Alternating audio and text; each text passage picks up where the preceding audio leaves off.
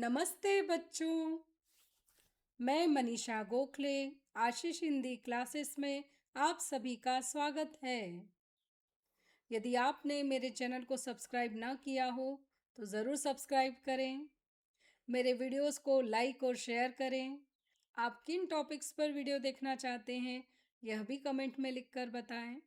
आज के इस वीडियो में हम डिस्कस करेंगे आपकी टेक्स्ट बुक रेवा से चैप्टर 1 मेरी भी आभा है इसमें के क्वेश्चन आंसर्स।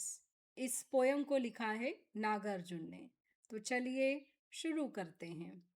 पहला टॉपिक है बातचीत के लिए, मतलब ये जो क्वेश्चंस हैं उन्हें हमें ओरली डिस्कस करना है। इसमें पहला क्वेश्चन है, इस कविता को सुनकर या पढ़कर आपके मन में सबसे पहले क्या विचार आया। मतलब कौन सी थॉट आपके माइंड में आई वह आपको लिखना है। यह एक ओपन एंडेड क्वेश्चन है। आप अपना भी कुछ भी आंसर यहाँ पर लिख सकते हैं। जैसे कि इस पोयम को पढ़कर मेरे मन में जो थॉट आई वो यह, इस कविता को पढ़कर सबसे पहले यह विचार आया कि हमारे जीवन में मजदूर, किसान और आम इंसान का बहुत बड़ा योगदान है। जो सामान्य काम करने वाले लोग हैं, जो सड़कों की मरम्मत करते हैं, स्वच्छता करते हैं, निर्माण कार्य करते हैं या पेड़ पौधों की देखभाल करते हैं, इन सभी का बहुत बड़ा कंट्रीब्यूशन है, बहुत बड़ा योगदान है। इनके बिना हम अपनी लाइफ इमेजिन भी नहीं कर सकते। दूसरा क्वेश्चन है यहाँ पर, क्या आपका भी कोई ऐसा सपना है जिसे आप पूरा करना चाहते हैं। तो बच्चों यहाँ पर भी आप अपने मन से आपका कोई भी ड्रीम, कोई भी एम यहाँ पर लिख सकते हैं। जैसे कि मैंने एक लिखा है कि हाँ, मेरा यह सपना है कि मैं बड़ा होकर एक जिम्मेदार नागरिक बनूं, एक रिस्पॉन्सिबल सिटीजन बनूं और अपने माता पिता का नाम रोशन करूं। बच्चों यहाँ पर आप ये भी लिख सकते हैं कि मेरा सपना है कि मैं बड़ा होकर डॉक्टर बनूं, या मेरा सपना है कि मैं बहुत बड़ा बिजनेसमैन बनूं, या एक सोशल वर्कर बनूं। आप जो चाहे वो इस आंसर में लिख सकते हैं। तीसरा क्वेश्चन है, आपको आकाश किस मौसम में सबसे अच्छा लगता है। In which season you like the sky very much. और आप उसमें क्या क्या देखते हैं। तो यहाँ पर हम लिख सकते हैं कि बारिश के मौसम में आकाश सबसे अच्छा लगता है। उस समय यह कभी नीला तो कभी विभिन्न आकारों के काले बादलों से घिरा दिखाई देता है, और कभी इंद्रधनुष की सुंदर छटा दिखाई देती है। तो इस तरह से आप आकाश की सुंदरता का वर्णन भी कर सकते हैं। अगला टॉपिक है मेरी समझ से। नीचे दिए गए प्रश्नों का सबसे उपयुक्त उत्तर कौन सा है, उसके सामने तारा या स्टार बनाइए। तो हमको इसमें से करेक्ट आंसर चूज करना है और उस पर स्टार भी लगाना है। तो मेरी भी आभा है, इसमें पंक्ति में आभा शब्द का भाव है तेज, चमक, योगदान, श्रम। तो देखिए, अगर हम इसका वर्बल मीनिंग ले तो वो तो होता है चमक, लेकिन यहाँ पर जो पोएट है वो हमारे कंट्रीब्यूशन की बात कर रहा है, योगदान की बात कर रहा है। इसलिए इस क्वेश्चन का सही आंसर होगा योगदान। दूसरा प्रश्न है, फूलों के सौंदर्य के पीछे किसका प्रमुख योगदान है। सौंदर्य मतलब ब्यूटी, उनकी जो सुंदरता है उसके पीछे कौन वेरी मच इम्पॉर्टेंट पर्सन है जिसके कारण फूल इतने सुंदर दिखते हैं। तो देखिए, प्रकृति का, पानी तो मिलता है, हवा मिलती है, प्रकृति रहती है, लेकिन उसके साथ जो देखभाल की ज़रूरत होती है वो कौन करता है, बगीचे की माली। इसलिए यहाँ पर हम लिखेंगे माली का। तीसरा प्रश्न है, कविता का मुख्य संदेश क्या है। What is the main message of the poem. क है प्रकृति का सौंदर्य सबसे महत्वपूर्ण होता है, मतलब जो नेचर ब्यूटी है वो सबसे इम्पॉर्टेंट है। तो ऐसा कुछ इसमें पोएट ने नहीं कहा है। सफलता केवल भाग्य से मिलती है, मतलब if you want to be success it depends on your luck, ये भी पोएट ने यहाँ पर नहीं कहा है। तीसरा, राष्ट्र की प्रगति में प्रत्येक व्यक्ति का योगदान होता है, मतलब नेशन की जितनी भी प्रोग्रेस होती है उसमें हर एक व्यक्ति का योगदान होता है। हाँ, यही कहना चाहता है, इसीलिए वो कह रहा है कि इस धरती में ये नया सूरज या ये जो पेड़ पौधे सब जो अच्छे दिख रहे हैं उसमें मेरा भी योगदान है। तो सही, फूल और फसलें जीवन का आधार है, ऐसा कुछ कवि ने यहाँ पर नहीं कहा है। वह यही कह रहा है कि एक सामान्य व्यक्ति का भी हर उस कार्य में, प्रकृति हो, समाज हो, धरती हो, धरती के विकास में, प्रगति में योगदान या कंट्रीब्यूशन रहता है। चौथा क्वेश्चन है कथन, खलिहान पकी सुनहली फसलों से भर गया है। तो ये कविता में हमें मिलता है। कारण क्या है इसके लिए? किसान ने अथक परिश्रम किया है। बिल्कुल, अगर किसान मेहनत नहीं करता तो खलिहान में इतनी अच्छी फसल नहीं होती। तो हम यहाँ पर चुनेंगे कि कारण और कथन दोनों सही है। तो सही आंसर होगा घ। कथन और कारण दोनों सही है। असर्शन और रीजन दोनों ही करेक्ट है। अगला टॉपिक है सोचिए और लिखिए। इसमें पहला क्वेश्चन है, कवि मेरी भी आभा है इसमें कहकर किस भावना को व्यक्त करना चाहता है? क्या उसकी फीलिंग्स है जिसको वो एक्सप्रेस कर रहा है? अपने शब्दों में लिखिए। तो देखिए यहाँ पर पोएट यही कहना चाहता है कि केवल धरती की ही नहीं, प्रकृति की सुंदरता और देखभाल में भी आम इंसान, मजदूर और किसान का महत्वपूर्ण योगदान है। उनकी मेहनत और कार्य के प्रति समर्पण भाव के कारण ही यह धरती और प्रकृति दोनों ही सुंदर और समृद्ध बनी है। मतलब हमारे आसपास जो कुछ भी है उसे अच्छा बनाने में हमारा भी योगदान होता है। दूसरा क्वेश्चन है, कवि ने फसलों में अपने शोणित की बूंदें मुस्काने की बात क्यों कही है? तो देखिए शोणित मतलब रक्त की बूंदें। तो यहाँ पर कवि ने यह बात इसलिए कही है क्योंकि किसान ही अपने खेत में फसल बोता है और फिर उसकी देखभाल में अपना खून पसीना बहाता है, मतलब बहुत अधिक मेहनत करता है। उसकी अथक मेहनत और प्यार भरी देखभाल से ही फसल लहलहा उठती है। बिल्कुल मन लगाकर वह यह काम करता है।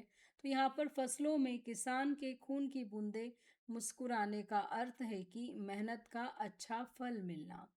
तो लहलहाती सुनहरी फसल किसान की मेहनत का रिजल्ट है। तो इसलिए राइटर ने उसके लिए शोणित की बूंदें मुस्काने की बात कही है। तीसरा क्वेश्चन है, कवि ने फसलों को सुनहली क्यों कहा है? तो देखिए जब फसल पक जाती है, लहलहाती है, तो जो गेहूं की बालियां होती है, जैसे कि गेहूं की फसल है, तो वो सूरज की रोशनी में सोने जैसी दिखाई देती है। इसलिए कवि ने फसलों को सुनहली कहा है। दूसरा रीज़न भी यह भी हो सकता है कि फसलें जो होती हैं वो गोल्ड की तरह ही, सोने की तरह ही बहुत कीमती, बहुत इम्पॉर्टेंट होती हैं, मूल्यवान होती हैं। इसलिए भी कवि ने उन्हें सुनहली कहा हो। चौथा क्वेश्चन है, गगन और सूर्य को कवि ने नया क्यों कहा है? क्यों? उसका रीज़न है क्योंकि आज जो प्रोग्रेस हो रही है इसमें धरती या जो वर्ल्ड है वो हर दिन नया दिखाई देता है, बदलाव दिखाई देता है।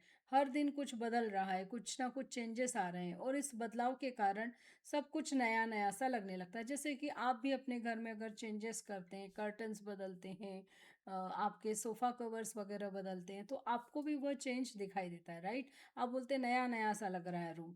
वैसे ही ये जो चेंजेस हमारे वर्ल्ड में हो रहे हैं, जो बदलाव आ रहे हैं, उसके कारण सब कुछ नया नया सा एकदम न्यूली लगने लगता है। इसीलिए कवि ने नए दिन में गगन को और सूर्य को भी नया कहा है। अगला टॉपिक है भाषा की ओर, उलझे शब्द सुलझाएं। तो यहाँ पर कविता में जो शब्द आए हुए हैं उनको ही उल्टा पुल्टा कर कर रैंडमली लिखा गया है और हमें सही उत्तर लिखना है। यहाँ पर उसका मीनिंग भी लिखकर हमें एक क्लू दिया है, आसमान। तो यह वर्ड होगा गगन, है ना? अब बच्चों यहाँ पर आपको अपनी भाषा में इसका आंसर लिखना है कि आपकी लैंग्वेज में आसमान को क्या कहते हैं। यह काम आपको करना है। उसके बाद में अगला है लिहाखन। लिहाखन फसल रखने की जगह, मतलब खलिहान। अगला है भा आ। भा आ का सही होगा आभा, चमक या रोशनी। अगला है निशोत। निशोत का होगा रक्त के लिए है, तो ये हो जाएगा शोणित। उसके बाद में लविशा, बहुत बड़ा, बहुत बड़ा के लिए सही शब्द होगा विशाल। अब आपकी भाषा में इन्हें क्या कहते हैं वह आपको लिखना है। तो देखिए पर्याय जो होता है, पर्याय शब्द का अर्थ होता है समान, सिमिलर। तो सिनोनिम वर्ड्स जो होते हैं उन्हें पर्यायवाची शब्द कहते हैं। हर भाषा में समान अर्थ देने वाले अनेक, मतलब ढेर सारे शब्द होते हैं। इन्हीं समान अर्थ देने वाले शब्दों को हम पर्यायवाची या सिनोनिम्स कहते हैं या समानार्थी भी कहते हैं। जैसे कि पानी शब्द के लिए हिंदी में जल, नीर, वारी आदि पर्यायवाची शब्द हैं। लेकिन हमें ध्यान देना चाहिए इस बात की ओर कि इनका प्रयोग किस संदर्भ में हो रहा है, किस रेफरेंस में हो रहा है, उस पर डिपेंड करता है। हर जगह हम पानी वर्ड का यूज़ नहीं कर सकते। हम नहीं कह सकते कि मैंने सूर्य को पानी डाला, क्योंकि पानी शब्द का प्रयोग जो है जो कॉमन लैंग्वेज में होता है, लेकिन अगर हम पूजा अर्चना की बात करते हैं वो इस दृष्टि से उचित नहीं है। इस वाक्य में हम पानी के स्थान पर जल का प्रयोग करेंगे, तभी वाक्य सही और मीनिंगफुल लगेगा। तो सही वाक्य होगा मैंने सूर्य को जल चढ़ाया। तो ईश्वर की भक्ति वगैरह के लिए जब हम प्रयोग करते हैं तो जल शब्द का प्रयोग करते हैं, पानी का नहीं। तो इस तरह से सिनोनिम्स वर्ड्स जो होते हैं वो हमेशा ही अपने दूसरे वर्ड की जगह ले लें, यह ज़रूरी नहीं है। सेंटेंस पर डिपेंड करता है कि उसमें किस बात की रेफरेंस है।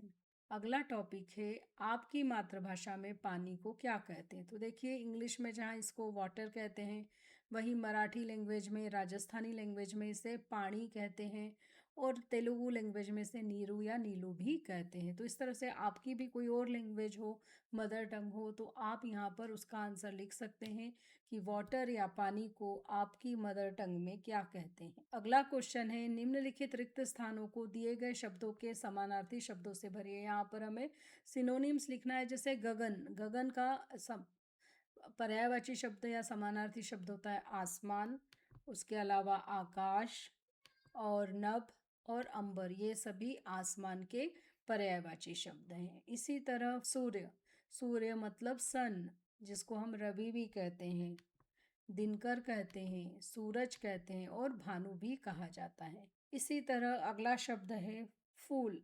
फूल का पर्यायवाची होता है सुमन, पुष्प, प्रसून और कुसुम। अगला शब्द है शोणित। शोणित मतलब ब्लड, रक्त। तो लहू है, उसके अलावा खून, रक्त और रुधिर, यह भी हम ब्लड के लिए यूज़ करते हैं। अगला टॉपिक है भाव समझें। मतलब आपको जो पोएम्स की लाइनें हैं उनके मीनिंग से उन्हें कनेक्ट करना है, जोड़ना है। कविता में प्रयुक्त पंक्तियों में कुछ गहरे भाव छुपे हुए हैं। मीनिंग है, आप कविता की पंक्तियों को उनके सही भाव से मिलाइए और बताइए कि कवि क्या कहना चाहता है। जैसे कि मेरी रग रग के शोणित की बूंदें, यहाँ पर ये क्या बता रहा है? मेरे परिश्रम और बलिदान का अंश है ना। क्या उत्तर आएगा कि वो जो किसान होता है, जो फार्मर होता है, जो वो मेहनत करता है, जो वो सेक्रीफाइस करता है, उसका अंश है वो। मेरी भी आभा है इसमें, मतलब मैंने भी योगदान दिया है, मेरा भी कंट्रीब्यूशन है यहाँ पर। यह होगा इसका सही आंसर। सपनों ने सहलाया था, मतलब प्यार और उम्मीद से पाला था। नया सूर्य जो चमक रहा है, मतलब नया आरंभ हो रहा है, नई आशा और नया आरंभ है, इसके लिए नया सूर्य जो चमक रहा है कहा है, क्योंकि हर दिन बदल रहा है।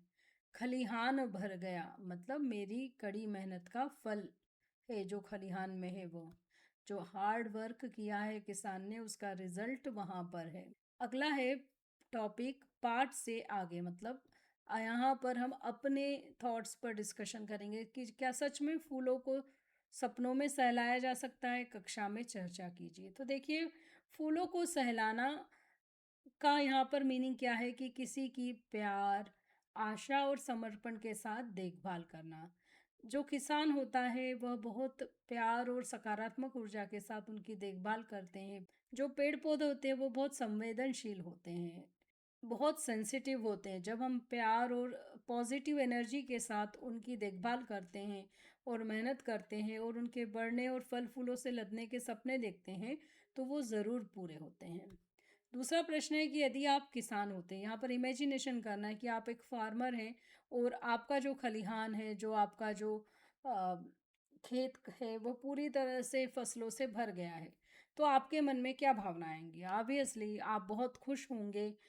तो आपको बहुत गर्व होगा, आप प्राउड फील करोगे कि चलो मैंने जो एफर्ट किए उसका रिजल्ट बहुत अच्छा आया। ऐसा लगेगा कि जैसे मेरा सपना सच हो गया। अपनी मेहनत और समर्पण का फल पाकर मन में सेटिस्फेक्शन, संतोष भी होगा और आप धरती को भी धन्यवाद देंगे जिसने इतनी अच्छी फसल दी है। तो मतलब आपका क्रेडिट तो है ही, साथ ही साथ आप इस क्रेडिट में जो लैंड है, जो धरती है, उसके साथ भी शेयरिंग करेंगे। तीसरा प्रश्न है, यदि इस कविता में सूर्य और फूल बोल सकते तो वे कवि से क्या संवाद करते?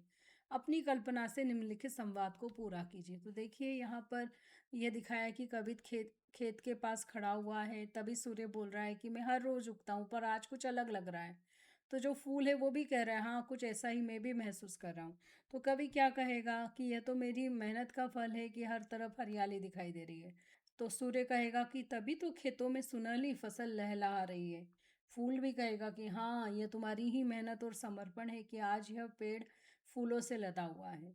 तो कवि कहता है मैं बहुत खुश हूँ, आज मेरा सपना पूरा हो गया। तो फूल कहते हैं हम भी बहुत खुश हैं, तुम्हारे प्यार और देखभाल ने ही हमें खिलाया है।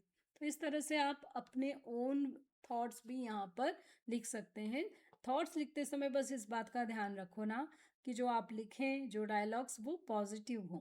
उसके बाद में यहाँ पर प्रोजेक्ट वर्क दिए गए हैं कि आपको 1 वीक तक नेचर से जुड़ी हुई चीज़ों को ध्यान देना है और हर दिन आपने जो भी ऑब्जर्व किया है, जो भी अवलोकन किया है उसको लिखना है और साथ ही साथ पिक्चर्स भी बनाना है। जैसे कि आपको आसमान कैसा दिखा, हर दिन आपको आसमान कैसा दिखा वो उसका पिक्चर बनाना है। या कौन सा फूल, कौन सा फ्लावर आपने देखा, उसका कलर कैसा था, उसका स्ट्रक्चर कैसा था, स्मेल कैसी आ रही थी उस फ्लावर से। या फिर कहीं कोई पेड़, बगीचा या खेत दिखा, उसमें आपने क्या क्या देखा। या फिर कोई चिड़िया, कोई जीव जंतु या कुछ अन्य, तो जो कुछ भी आपके ऑब्जर्वेशन है 1 वीक तक आपको रेगुलरली उन्हें देखना है और उनमें क्या क्या चेंजेस आ रहे हैं, आपको क्या दिख रहा है, वो आपको लिखना है। या आप खुद करेंगे, स्वयं करेंगे, you will do it by your own.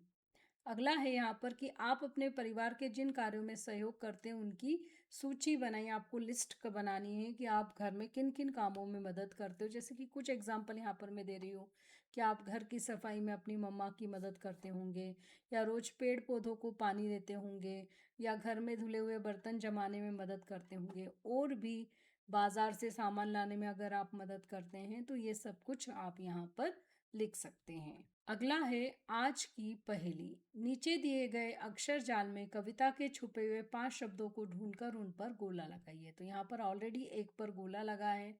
दूसरा देखिए यहाँ पर हमें दिखाई दे रहा है सूर्य, है ना। उसके बाद शोणित मतलब ब्लड। उसके बाद हमें दिखाई दे रहा है गगन, आभा।